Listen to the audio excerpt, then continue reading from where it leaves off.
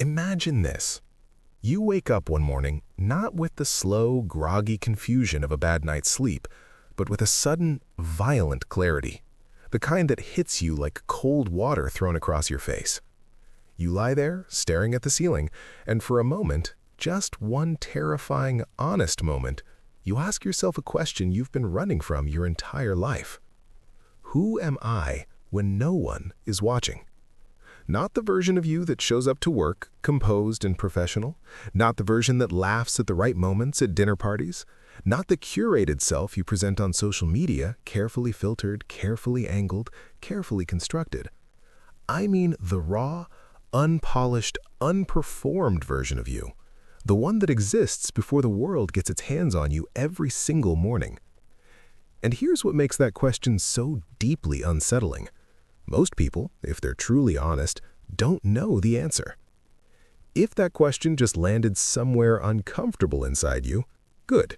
That discomfort is exactly why this video exists. What you're about to discover isn't motivation.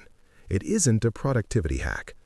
It is one of the most quietly revolutionary ideas a human mind ever produced. And by the end of it, you will not see yourself the same way again.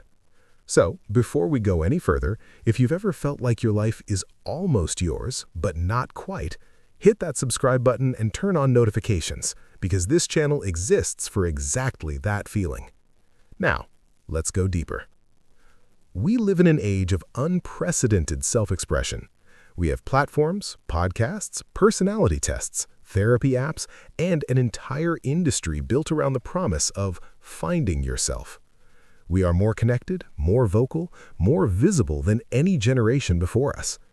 And yet, paradoxically, disturbingly, we have never felt more lost inside our own skin. Think about that for a second. Sit with the discomfort of it. You can name your Myers-Briggs type. You know your Enneagram number. You've probably taken a strengths assessment, followed a morning routine you found online, and read at least one book about becoming your best self. And still, on some quiet Tuesday evening, when the noise dies down and the notifications stop, there is a hollow feeling, a sense that the life you are living is almost yours, but not quite. Like wearing a coat that fits in every way except one, and you can't figure out which way that is. Carl Jung, the Swiss psychiatrist who mapped the architecture of the human unconscious like no one before or since, would have recognized you immediately. Not because you're broken, not because you're failing, but because you are experiencing what he considered the central crisis of human existence, the war between who the world has shaped you to be and who you were always meant to become. He called it individuation, and he believed it was the whole point. But here's the paradox that Jung embedded inside that idea, one that most people completely miss. You cannot become yourself by trying to become yourself. The harder you chase authenticity, the more elusive it grows. The more desperately you search for your true self, the further you drift from it. It is like trying to remember a dream by forcing the memory. The act of forcing is precisely what makes it dissolve. So what does that mean? That the quest is hopeless? That self-knowledge is a myth? No. It means something far more radical, far more counterintuitive, and far more ancient than any modern self-help philosophy would dare to admit. Jung once said, not in a dense academic text, but in a room full of people, with the quiet certainty of a man who had spent a lifetime descending into the depths of the human psyche, that there is a pattern peculiar to you, a blueprint encoded not in your DNA, not in your childhood memories, not in your achievements, but in the specific, unrepeatable shape of your soul. And he said that the moment you begin to fulfill that pattern, not perform it, not perfect it, not present it, but genuinely, wholly fulfill it, something extraordinary happens. You stop being empty. You begin to overflow. But what is that pattern? How do you find something that cannot be searched for? How do you become something you already are? That question has haunted poets, broken philosophers, and quietly terrified ordinary people lying awake at 3 a.m. for centuries. And the answer, Jung's answer, is both simpler and more demanding than anything you've been told before. Because before you can understand what it means to fulfill your pattern, you first have to confront the force that has been distorting it silently, systematically, since the very beginning of your life. And that force? It doesn't come from the outside. It never did. There's a word Jung used that most people gloss over too quickly. Persona. In ancient Greek theater, a persona was the mask an actor wore on stage. A fixed expression carved from stone or clay, designed to project a single emotion to an audience too far away to see the nuance of a human face. Tragedy wore one mask, comedy wore another, and the actor behind it? Irrelevant, invisible, deliberately erased. Jung borrowed that word, and he used it as a diagnosis. Because what he observed, across decades of sitting across from human beings in their most vulnerable and unguarded moments, was this: most people are not living their lives. They are performing them. They have constructed, usually without even realizing it, a carefully assembled mask, built from parental expectations, cultural conditioning, social approval, and institutional reward, and they have worn it for so long, so consistently, so convincingly, that they have made the most catastrophic mistake a human being can make. They have confused the mask for the face. And here is where it gets psychologically devastating. The persona doesn't feel like a mask. It feels like you. It feels natural, earned, even noble. You became responsible because you were rewarded for it. You became agreeable because disagreement once cost you love. You became ambitious because somewhere, early on, you learned that your worth was conditional, tied to performance, to output, to the relentless production of results that other people could measure and approve. Friedrich Nietzsche, who Jung studied with almost obsessive intensity, saw this same dynamic operating at a civilizational level. He watched entire societies construct elaborate moral frameworks not out of genuine virtue, but out of fear. Fear of rejection, fear of punishment, fear of the chaos that might erupt if people were ever truly, dangerously free. He called it herd morality, the slow, suffocating pressure to flatten yourself into a shape that the crowd could accept and control. And Arthur Schopenhauer, decades before either of them, had already named the engine driving all of it: the will. Not your conscious will, not the part of you that sets goals and makes plans, but the blind, unconscious biological will to survive, to belong, to be seen as enough. It is relentless. It does not care about your authenticity. It cares about your survival. And in a social species like ours, survival and conformity have always been dangerously close to the same thing. Jean-Paul Sartre would add another layer to this wound. He argued that we are condemned to be free, that there is no pre-written script, no cosmic blueprint handed down to us, no external authority that can tell us who to be. And that freedom, rather than liberating most people, terrifies them. Because freedom means responsibility. It means you cannot blame your parents, your culture, your circumstances, or your past for the shape of your life. It means the mask you wear is a choice, even when it doesn't feel like one. This is what existentialists called bad faith, living as though you have no choice, performing a self that was designed by committee, approved by consensus, and utterly disconnected from the raw, particular, irreducible truth of who you actually are. And Viktor Frankl, writing from the unthinkable darkness of a Nazi concentration camp, observed something that should stop us all cold. He noticed that the prisoners who collapsed first, psychologically, were not always the physically weakest. They were often the ones who had built their entire identity around external structures, roles, titles, relationships, social functions, that the camp had stripped away. When the mask was forcibly removed, there was nothing underneath it. No core, no pattern, no self. That is the hidden problem Jung was pointing at.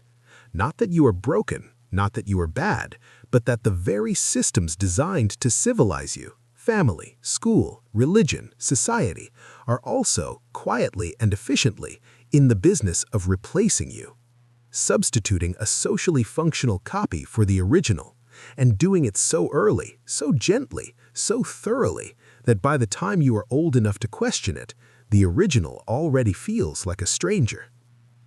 The mask has become the face, and you have been living someone else's life, wearing it like your own. But what does that cost you?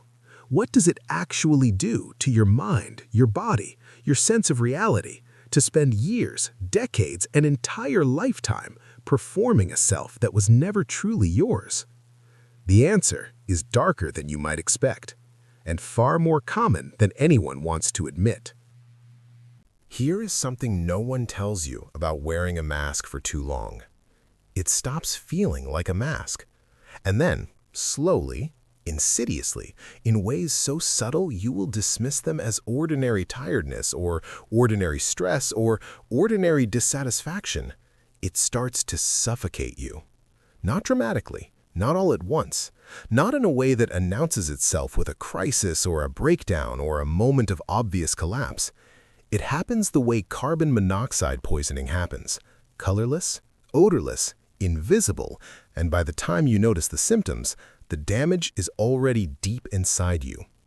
Think about the last time you felt genuinely, uncomplicatedly alive. Not happy in the performed sense, not smiling for a photograph or laughing at a dinner table, but truly, privately, electrically alive.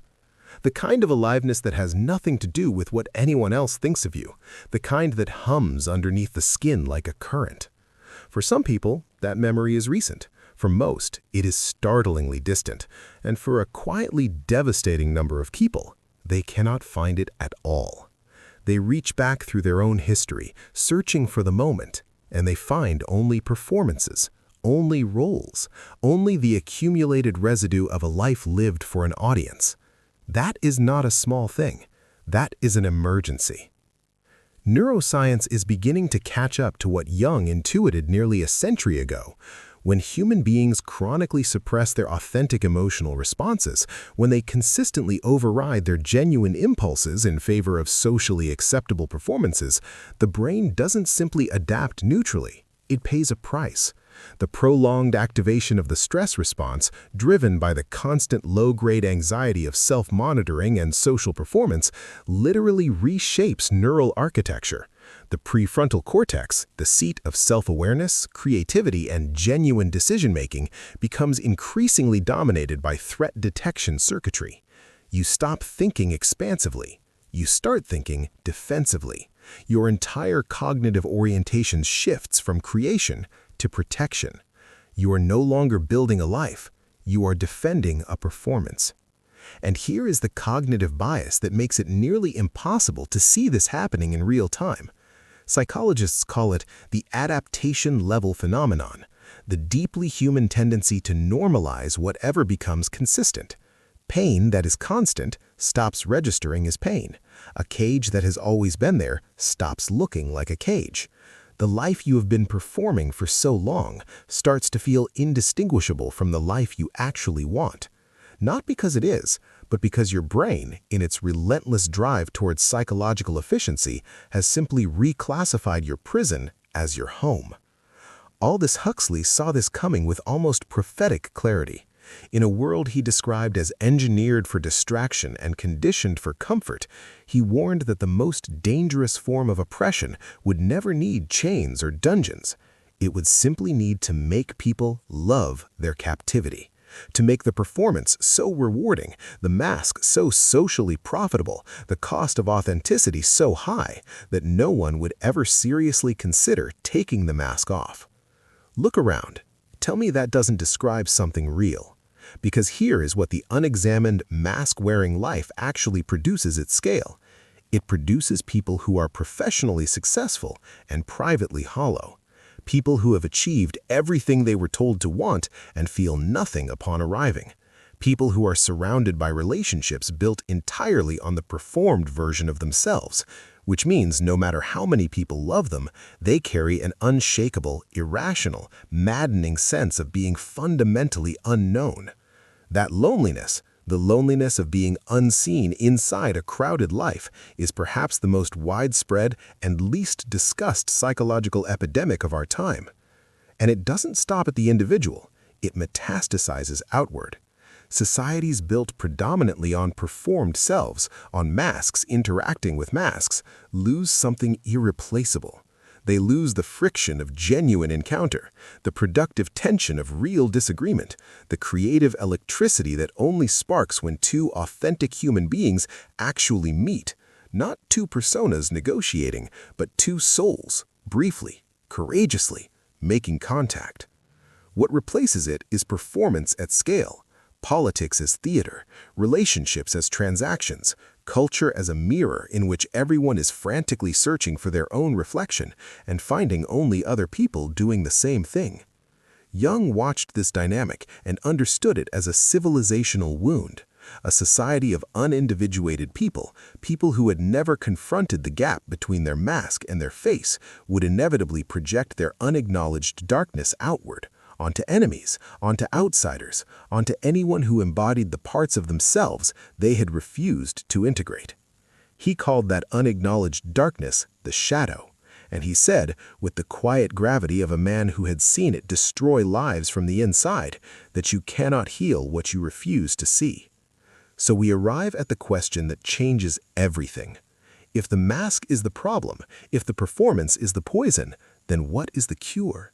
What does it actually look like to stop performing and start fulfilling, to stop wearing the pattern the world assigned you and begin living the one that was always, only, irreducibly yours? The answer requires something most people are never taught to do. It requires an act of rebellion, so quiet, so internal, so devastatingly personal that the world may never even notice it happened. But you will. Let's be clear about something first.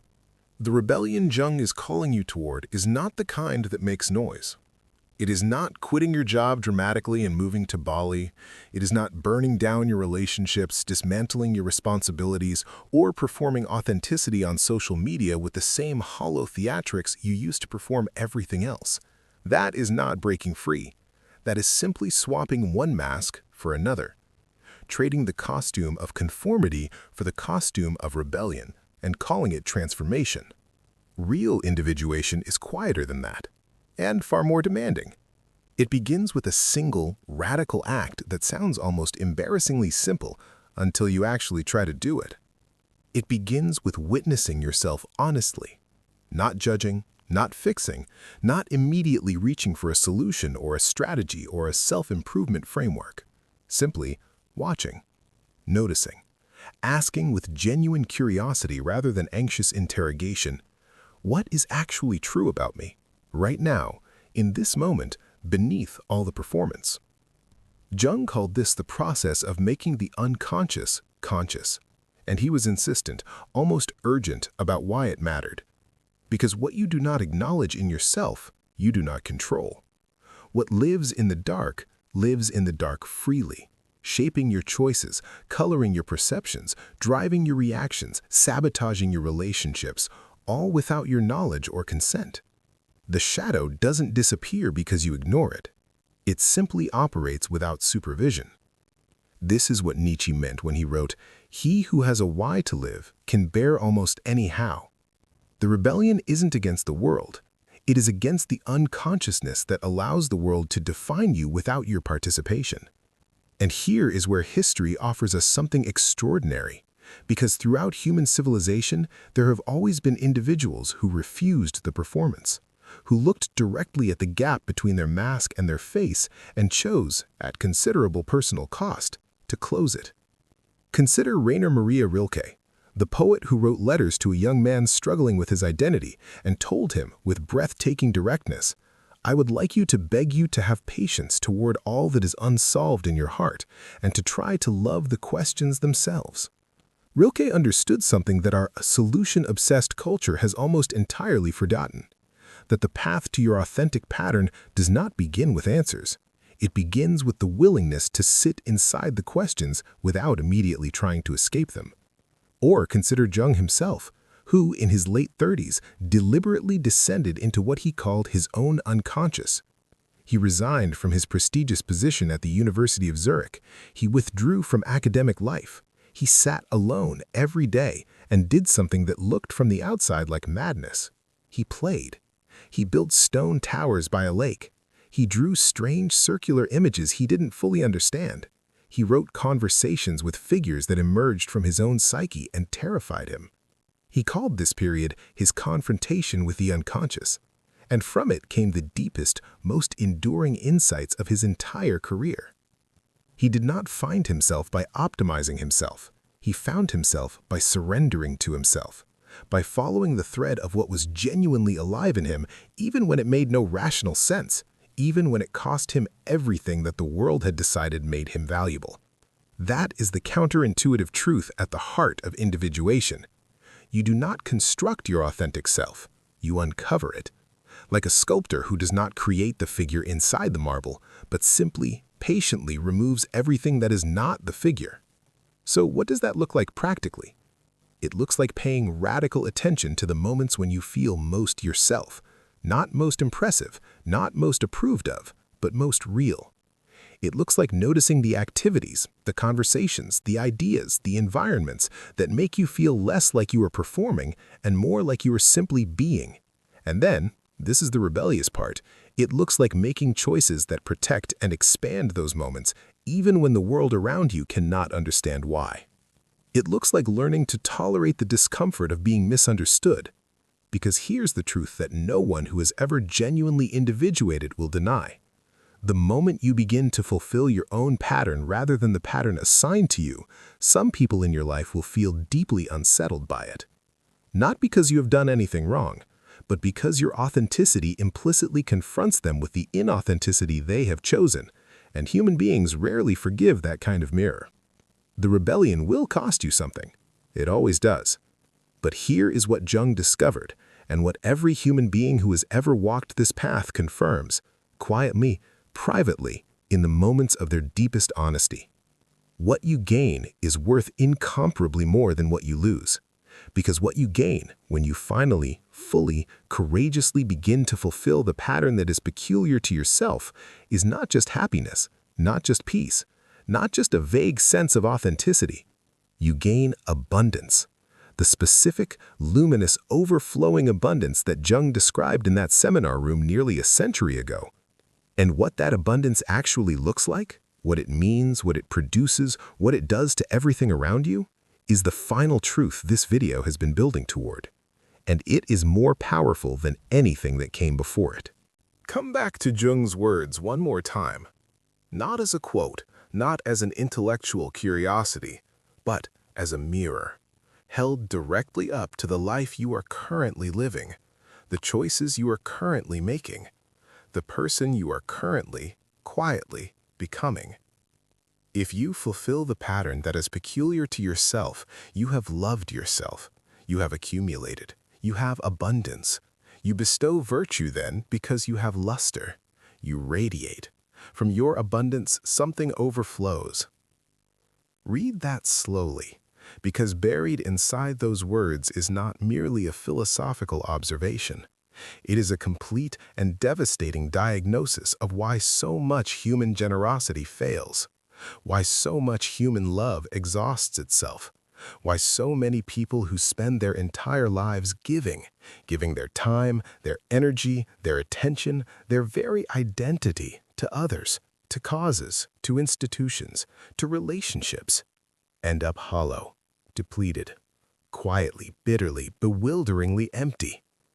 And the diagnosis is this: you cannot pour from a vessel that was never filled. We have been taught by religion, by culture, by the slow accumulated pressure of 1,000 social messages that selflessness is the highest virtue, that the good person is the one who subordinates their own needs, their own desires, their own peculiar pattern to the service of others, that putting yourself first is selfish, that your authentic impulses are indulgent, that the truest measure of a human life is how much of yourself you gave away. Jung looked at that belief, one of the most deeply held, most widely celebrated beliefs in human civilization, and he said, with the quiet authority of a man who had spent a lifetime studying what actually makes human beings whole, "You have it exactly backwards." Not partially backwards, not slightly misaligned, exactly, structurally, fundamentally backwards. Because the person who has not fulfilled their own pattern, who has not done the hard, interior, rebellious work of becoming genuinely themselves, has nothing real to give. What they offer the world is not virtue, it is performance. It is the desperate, anxious generosity of someone trying to earn their worth through giving, because they have never found it through being. It is love offered not from abundance, but from scarcity. And love offered from scarcity always, eventually, turns into resentment. You have felt this. Perhaps you have never named it, but you have felt the specific exhaustion of giving from emptiness, the particular bitterness of sacrificing yourself for people who never asked you to, the creeping, shameful suspicion that your generosity was never entirely pure, that threaded through it, invisible but undeniable, was the need to be needed, the need to be seen as good, the need to justify your existence through your usefulness to others. That is not love. That is the mask wearing the costume of love. But now, hold that against the other image, the one Jung was pointing toward. Imagine a person who has done the work, who has sat with their own darkness and not flinched from it, who has identified the pattern peculiar to themselves, not the pattern their parents approved of, not the pattern their culture rewarded, not the pattern their fear constructed, but the real one, the specific, luminous, unrepeatable one, and who has had the courage, day after day, in small ways and large ones, to live in alignment with it. What happens to that person? Jung says they accumulate. They build an interior richness that has nothing to do with external achievement, a depth of self that is not dependent on approval, not threatened by criticism, not destabilized by the inevitable losses and failures of a human life. They develop what he called luster, a quality of presence that is not performed, not manufactured, not strategically deployed, but simply radiates, the way a fire radiates heat. Not because the fire is trying to warm you, but because warmth is what fire is. And from that luster, from that accumulated, genuine, hard-won interior abundance, something extraordinary becomes possible. Something that cheap, anxious, performative generosity can never produce. Overflow. Not giving from obligation, not giving from guilt, not giving from the desperate need to be enough, but giving the way the sun gives light. Not because it has calculated the cost, not because it expects reciprocity, not because it is following a moral code, but simply because it is so full of what it is that it cannot help but pour outward. This is what transformed human beings look like. Not perfect, not fearless, not without shadow or struggle or ongoing contradiction, but genuinely, recognizably themselves, and therefore genuinely, lastingly capable of enriching everything they touch. Think of the people in your own life who had this quality. You have met at least one, perhaps a teacher who changed the direction of your thinking without ever trying to, a mentor who gave you something you didn't even know you needed, a friend whose presence made you feel, inexplicably, more like yourself. They were not trying to impact you. They were simply so fully themselves that their fullness created space for yours. That is individuation made visible. That is Jung's message walking around in a human body. And here is the final, most quietly devastating truth of everything we have explored today. The world does not need more people who are better at performing goodness. It does not need more optimized, more productive, more strategically generous human beings. It does not need more masks, however beautifully crafted, however socially functional, however impressively maintained. What the world needs, what it has always needed, in every era, in every civilization, at every turning point in human history, is people who are real. People who have done the terrifying, unglamorous, profoundly countercultural work of becoming themselves, who have looked at the gap between their mask and their face and chosen, at whatever cost, to close it, who have discovered that the pattern peculiar to themselves is not a burden to be managed or a luxury to be deferred until conditions are more favorable. It is the whole point. It was always the whole point. And so we return to where we began. That ceiling you were staring at, that question you have been carrying maybe for years, maybe for decades, maybe as long as you can remember. Who am I when no one is watching? Jung's answer is not a formula. It is not a 5-step process. It is not something you achieve once and then possess forever. It is a direction, a daily, deliberate, quietly courageous turning toward the truth of yourself, even when that truth is inconvenient, even when it is misunderstood, even when the mask would be so much easier. Because the mask will always be easier, right up until the moment it isn't. Right up until the moment you find yourself lying awake at 3 a.m. in a life that fits perfectly in every measurable way, feeling the specific, undeniable hollowness of a person who has given everything to everyone, except the one thing that could never be faked, never be substituted, never be performed into existence: themselves. You were not born to be a polished version of someone else's expectations. You were not born to accumulate approvals, to collect validations, to spend your one irreplaceable life trying to convince a watching world that you are enough. You were born with a pattern, specific, peculiar, unrepeatable. Yours. And the moment, the precise, luminous, life-altering moment that you begin to fulfill it, you will not just feel better. You will not just feel happier or freer or more at peace, though you will feel all of those things. You will feel, perhaps for the first time, what it is to be genuinely, completely, overwhelmingly alive. And from that aliveness, from that deep, accumulated, hard-won, unperformable abundance, something will begin to overflow. Into your relationships, into your work, into the quiet, unremarkable moments of an ordinary day that suddenly, inexplicably, feel like enough. Into the world, which has been waiting, longer than you know, for exactly the light that only you can give. Not the mask, you. If something in this video struck a chord, if you felt even a flicker of recognition somewhere inside these ideas, I want to ask you to do one thing before you close this tab. Not subscribe, not share, just sit with it.